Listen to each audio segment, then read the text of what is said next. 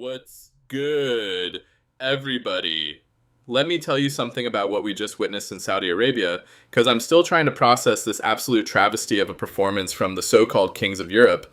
And look, I'm trying to be objective here, I really am, but come on, Real Madrid, the team that's supposed to be this legendary institution, just got exposed on the biggest stage of Spanish football this season. I mean, we're talking about a team that spent, €500 million on their squad, and this is what they give us. This is the best they can do in a final in Saudi Arabia in front of all these fans who probably sold their firstborn just to get tickets to this game. Now listen, I know some of you Real Madrid fans are already typing furious comments about how I'm biased or whatever, but let's keep it a $1.50 here. Your team looked like they were playing in quicksand out there. The midfield, non-existent. The defense, more holes than a Swiss cheese factory having a going out of business sale. And don't even get me started on the finishing. My grandmother could have put some of those chances away, and she's been using a walker for the past decade. You know what this reminded me of? You ever been to one of those fancy restaurants where they charge you an arm and a leg for some tiny portion of food that looks pretty but tastes like absolutely nothing? That was Real Madrid today. All style, no substance, all sizzle, no steak, all Instagram, no instant impact. They were out there looking like they were more concerned with their hair gel staying perfect than actually playing football. And can we talk about their tactical approach? Because what even was that? They came out looking like they'd never seen a football before. You've got all these superstars, all this talent, and your game plan is basically inshallah and vibes. In 2025, are you kidding me? I've seen better organization in a kindergarten fire drill. At least those kids know which direction they're supposed to be running. Look, I'm not saying Barcelona played like prime 2009 Barca out there. They didn't. But at least they showed up. At least they looked like they had a plan. Meanwhile, Real Madrid's playing like they're trying to solve a Rubik's Cube blindfolded while riding a unicycle on a tightrope over a pool of hungry sharks. It's embarrassing. And you know what's the worst part? The absolute worst part? The excuses we're going to hear for the next week. Oh, but the referee. Oh, but the travel.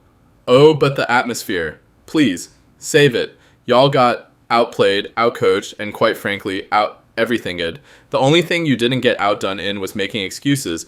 Y'all are world champions at that. Let me break this down for the people in the back who might not be getting it. You know when you're playing FIFA with your little cousin and you let them have Real Madrid while you pick some second division team and they still manage to lose? That's what this felt like. Except this wasn't FIFA, this was real life, and that wasn't your little cousin. This was supposedly one of the best teams in the world. I mean, let's be real here for a second. When was the last time we saw Real Madrid look this lost, this confused, this ordinary? The same team that's supposed to be the benchmark for excellence in world football looked like they belonged in the third division today. And I'm not even trying to be harsh. I'm just calling it like I see it. The midfield control, non-existent. They were running around like headless chickens out there. You know what it looked like? It looked like when you're at a party and someone kills the lights and everybody's just bumping into each other trying to find the exit. That was Real Madrid's midfield today. Just vibes and chaos. And the defense? Oh my days. I've seen better defending in Sunday league matches. At least those guys have the excuse of being hungover. What's Real Madrid's excuse? Because whatever it is, I don't want to hear it. They were making Barcelona's attackers look like prime Pelé out there. They were social distancing before it was cool, giving everybody 6 feet of space. Real considerate of them. You want to talk about pressing? Because I saw more pressing from my dress shirt this morning than I saw from Real Madrid today. They were standing there watching Barcelona play like they bought tickets to the game. Newsflash, you're supposed to be playing in it. And you know what makes it even funnier? All that pre-match talk about mentality and champions DNA and whatever other buzzwords they were throwing around.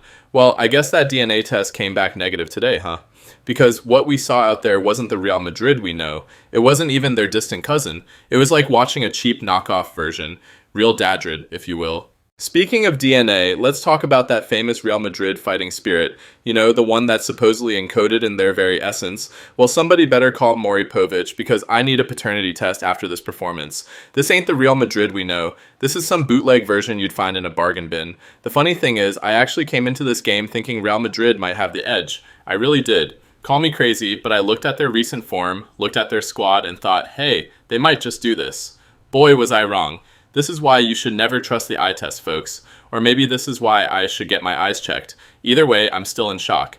And let's talk about those individual performances for a second.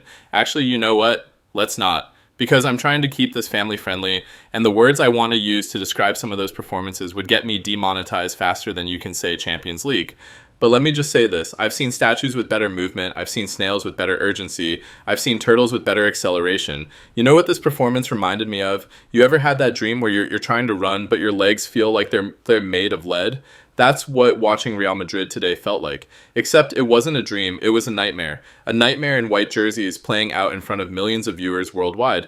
And the coaching? Don't even get me started on the coaching. The substitutions were about as effective as a chocolate teapot.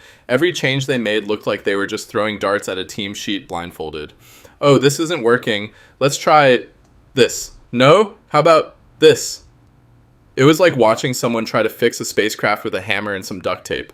The worst part, the absolute worst part, they didn't even look like they cared. At least when you get beat, show some passion. Show some fire. Show something. Instead, they were out there looking like they were already thinking about their dinner reservations. Well, I hope they ordered humble pie, because that's all they deserve after this performance. And to all those Real Madrid fans who were talking trash before the game, how's that crow tasting? Is it well done? Medium rare? Because y'all are going to be eating a lot of it after this display. This wasn't just a loss, this was a reality check. This was a wake-up call. This was the kind of performance that makes you question everything you thought you knew about football. But you know what? Maybe this is what Real Madrid needed. Maybe they needed this humbling experience. Maybe they needed to be reminded that reputation doesn't win you games. History doesn't win you games. Past glory doesn't win you games. You know what wins you games? Playing better than the other team. Novel concept, I know. And for all you neutrals out there thinking, man, this guy's being harsh, you're darn right, I'm being harsh. Because this is Real Madrid we're talking about. This isn't some mid-table team happy to avoid relegation. This is Real Madrid, the team of Di Stefano, Puskas, Zidane, Ronaldo, the team that's supposed to be the gold standard of world football. And they just played like they'd won a contest to play in a final. Let me tell you something. If this was a boxing match, they would have thrown in the towel. If this was a video game, they would have hit reset. If this was any other sport, we'd be calling for an investigation because nobody can be this bad accidentally. And to wrap this all up, because my blood pressure can't take much more of this, let me just say this. Real Madrid, y'all need to do some serious soul searching after this one. This ain't it. This ain't anywhere close to it. This ain't even in the same zip code as it. This was the kind of performance that makes you want to issue a public apology to the sport of football itself. For everyone else, especially you Barcelona fans trying not to look too smug right now, enjoy this one. But remember, football is a funny old game. Tables turn, fortunes change, and who knows, maybe next time it'll be Barcelona on the receiving end of one of my rants. But for now, for this game, for this performance, Real Madrid, y'all need to do better. Way better. This ain't it, Chief. This ain't it at all. This is the kind of performance that makes you want to check if the Bernabeu is still standing. Because surely this team can't go back there after this. They might need to play their home games in disguise for a while. And that's just my 2 cents, but what do I know? I'm just a guy who's been watching football for longer than some of these players have been alive. Feel free to disagree in the comments, but deep down, you know I'm speaking facts here. This wasn't just a loss. This was a surrender. This wasn't just a defeat. This was a disappearance. This wasn't just a bad day at the office. This was a delete your LinkedIn and change careers kind of day. Peace out, football fam. Until next time, keep it real, unlike Real Madrid did today. And remember, if anyone needs me, I'll be watching replays of this game with a bucket of popcorn, showing my kids exactly how not to play football.